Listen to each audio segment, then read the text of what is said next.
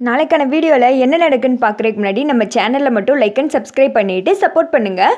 First சீனில் வந்துட்டு தீபாவும் சிதம்பரம் பேசிகிட்டு இருக்காங்களே, அந்த சீன் தான் காமிச்சிட்டு இருக்காங்க. நான் போலீஸில் சொல்ல போகிறேன் அப்படின்னு சொல்ல, தாராளமாக போய் சொல்லுமா, ஆனால் இங்கே நடக்கிறதுக்கெல்லாம் நீ தான் பொறுப்பு, நீ பாட்டுக்கு சொல்ல போயிடுவேன், அதுக்குள்ளே புருஷனை சுட்டு அவன் தண்ணியோட கரைஞ்சு போயிட்டானா என்ன பண்ணுவேன் அப்படின்னு சொல்ல தீபா வந்துட்டு ஃபீல் பண்ணிகிட்டே நின்றுட்டு இருக்காங்க. இங்கே பாருமா, இதுக்கு முன்னாடி நான் காமிச்சதெல்லாம் சும்மா சாம்பிள் தான், இந்த கரண்ட் அடிக்கிறது, தண்ணிக்குள்ளே தள்ளி விடுறது, இதெல்லாம் சும்மா. ஆனால் இதில் அப்படி சாம்பிள் காட்ட முடியாதேம்மா, ஏன்னா சுட்ட டொப்புன்ல போயிடுவான் அப்படின்னு சொல்ல, இங்கே பாருங்கள் நீங்கள் ரொம்ப டூ மச்சாக போய்கிட்டு இருக்கீங்க, இதெல்லாம் ரொம்ப தப்பு அப்படின்னு சொல்கிறாங்க.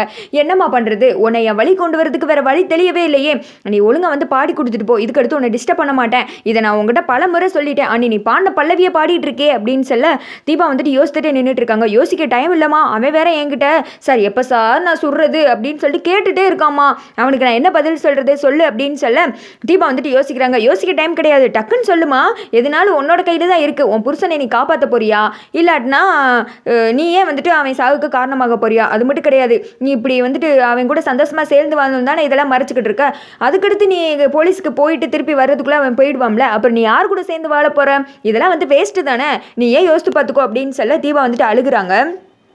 இப்படிலாம் அழுகாதம்மா, என்ன வேணுமோ அதை டக்குன்னு சொல்லிடு அப்படின்றாங்க. இப்போ நான் என்ன பாட வரணும் அப்படி தானே, நான் கண்டிப்பாக பாட வரேன், ஆனால் என் ஹஸ்பண்டை மட்டும் எதுவும் செய்யாதீங்க, அவரை விட்டுருங்க அப்படின்றாங்க.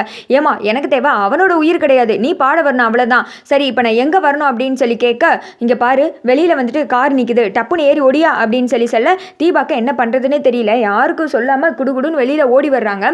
கார் வந்துட்டு நிற்குது, காருக்குள்ளே ஏறுறதுக்கு முன்னாடி ஒரு செகண்ட் யோசித்து பார்க்குறாங்க, நமக்கு இந்த கான்ட்ராக்ட் கிடச்சிருச்சு அப்படின்னு சொல்லிட்டு கார்த்திக் சந்தோஷப்பட்டுப்பார்ல, அதெல்லாம் யோசித்து பார்த்துட்டு தீபாவால் காரில் ஏறவே முடியல, ரொம்ப ஒரு மாதிரி அஃபெக்ட் ஆகி போய் நின்றுட்டு இருக்காங்க. வேறு வழியே இல்லாமல் அப்படி காரில் வந்துட்டு டக்குன்னு ஏறுறாங்க. வர்ற வழியெல்லாம் கார்த்தியை பற்றி தான் யோசிச்சுட்டே வர்றாங்க.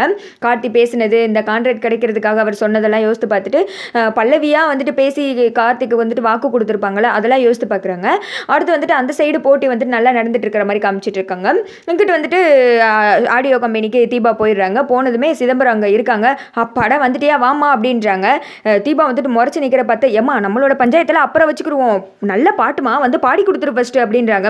நீங்கள் பண்ணுறதுக்கெல்லாம் கடவுள் உங்களுக்கு தண்டனை கொடுப்பாரு அப்படின்றாங்க. அதெல்லாம் நான் பார்த்துக்கிறேம்மா, கடவுளே இல்லை நான் தான் கடவுள்ன்றேன், நீ பாட்டுக்கு கடவுள் தண்டனை கொடுப்பாருன்னு சொல்லிட்டு இருக்க, காமெடி பண்ணாதம்மா வாமா அப்படின்னு சொல்லிட்டு உள்ளே கூட்டு போகிறாங்க. போனது தீபா வந்துட்டு அந்த இதை பார்க்குறாங்க, அந்த ரெக்கார்டிங் தேட்டரை. இங்கே பாருமா, சுச்சுவேஷன் நல்லா இருக்குது, சாங்கு சூப்பராக இருக்குது, நீ பாட்டுக்கு உன்னோட சொந்த கதை சோக கதை, நீ வர்ற கஷ்டத்தெல்லாம் இதில் போட்டு குழப்பிடாதம்மா, எனக்கு நல்லா பாடி கொடுத்துட்டு கிளம்பிடு அப்படின்றாங்க. தீபா அந்த வந்துட்டு வாக்மேன் எடுத்து காதில் மாட்டுறாங்க.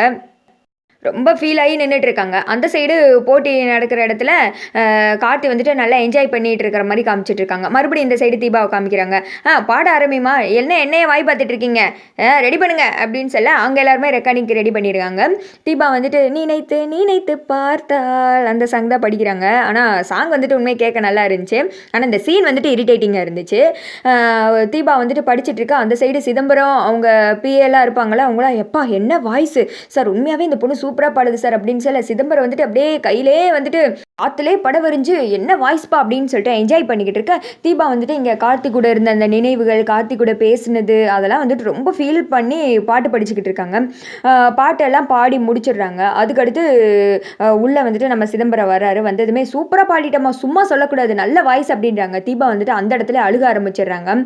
நீங்கள் பண்ண தப்புக்கெல்லாம் கடவுள் உங்களுக்கு கூலி கொடுப்பாரு அப்படின்னு சொல்ல, கடவுள் கொடுக்குற கூலியை நான் வாங்கிக்கிறேம்மா, நீ கிளம்புறியா அப்படின்னு சொல்ல தீபா அந்த இடத்த விட்டு கிளம்பிடுறாங்க. என்ன வந்துட்டு நீ காப்பாற்றிட்ட, அது மட்டும் கிடையாது உன் புருஷனை கரையேற்றிட்ட, ஆனால் அவனோட கம்பெனியை நீ கடவுளுக்குள்ளே தள்ளிட்டியம்மா அப்படின்னு சொல்லிட்டு நினச்சிக்கிட்டு இருக்க. தீபா வந்துட்டு அடுத்த சீனில் வண்டியில் தான் வந்துட்டு இருக்காங்க. இங்கிட்டு போட்டி சீரியஸாக நடந்துக்கிட்டு இருக்கு. வேமா வாப்பா கார்த்தி அப்படின்னு சொல்லிக்கிட்டு இருக்கா. ஆமாம்மா நீங்கள் உங்கள் பையனுக்கு தானே சப்போர்ட் பண்ணுவீங்க அப்படின்னு சொல்லிட்டு ஐஸ்வர்யா சொல்கிறாங்க. என்னம்மா இப்படி பேசிக்கிட்டு இருக்க, எனக்கு எல்லாருமே ஒன்று தான், கார்த்தி மட்டும் முக்கியம் கிடையாது அப்படின்னு சொல்ல, ஆமாம்மா நீங்கள் அவ்வளோ நியாயஸ்தி தான் அப்படின்னு சொல்லிட்டு ஐஸ்வர்யா மனசில் நினச்சிக்கிற. இங்கே எல்லாருமே போட்டியில் ஆமாம் சூப்பர் வாங்க வாங்க அப்படின்னு சொல்லிட்டு என்ஜாய் பண்ணிக்கிட்டு இருக்காங்க மாற்றி மாற்றி. அப்போ வந்துட்டு கார்த்தி போட்டு வந்துட்டு ஃபஸ்ட்டு வருது. எல்லாருமே வந்துட்டு மாசா உள்ள என்ட்ரி கொடுக்குறாங்க. சூப்பராக கார்த்தி கலக்கிற அப்படின்னு சொல்ல மீனாட்சி கிட்ட நம்ம ஆனந்த் சொல்கிறாரு, நான் ஜெயிச்சிருப்பேன் பரவாயில்ல, இவங்களுக்காண்டி விட்டு கொடுத்துட்டேன் அப்படின்றாங்க. அதை கேட்டது அருண் சொல்கிறாரு, ஆமாடா நீ நல்லா உருட்டு, இந்த வருஷத்தில் சிறந்த உருட்டு இதுதான்டா அப்படின்னு சொல்லிக்கிட்டு இருக்க. ஐயோ ஏங்க இப்படிலாம் பேசிகிட்டு இருக்கீங்க, தோத்த இந்த ஒரு அசிங்க கூட இல்லைல்ல உங்களுக்கு, இப்படி தோத்துட்டு வந்து எப்படி நிற்கிது பாரு அப்படின்னு சொல்லி ஐஸ்வர்யா திட்ட. அண்ணி ஏன் இப்படி நினைக்கிறீங்க, இதெல்லாம் வந்துட்டு சும்மா ஃபண்ணுக்கு தானே, நம்ம என்ன போட்டியாக வச்சோம், சொன்ன மாதிரி இது 3 பேர் பேர்ல தான் எழுத போறோம். இந்த கம்பெனியை நீங்களே பார்த்துக்கோங்க அப்படின்னு சொல்லி ஆடியோ பதில் நினைக்கிறாங்க. ஐயோ இந்த அம்மாவா நம்மள உண்டில்லன்னு பண்ணிருமே அப்படின்னு நினைச்சுக்கிட்டு இருக்க. இல்ல இந்த சொத்துக்காண்டி சொல்லல, ஸ்பிரிட் வேணாமா போட்டீங்கன்னா அதனால தான் சொன்னேன் அப்படின்னு சொல்ல, டேய் உன்னை விட ஏன் பொண்டாட்டி நல்லா உருட்டுறாரா அப்படின்னு சொல்லிட்டு இவங்க காமெடி பண்ணிக்கிட்டு இருக்கா. ஆமா தீபா எங்க அப்படின்னு சொல்லிட்டு கார்த்திக் கேட்கிறாரு. சுத்தி முத்தி தீபாவை காணும்னு சொல்லிட்டு மீனாட்சி அப்பதான் தேடுறாங்க. தீபா அந்த சைடு கார்ல வந்துகிட்டு இருக்காங்க. அதோட பாத்தீங்கன்னா இந்த எபிசோடு வந்துட்டு முடிஞ்சிருது. எப்படியோ தீபா பாடிட்டு வந்துட்டாங்க. அதுக்கடுத்து தான் பெரிய சம்பவமே இருக்கு. நீங்க என்ன நினைக்கிறீங்கன்னு கமெண்ட் பண்ணுங்க.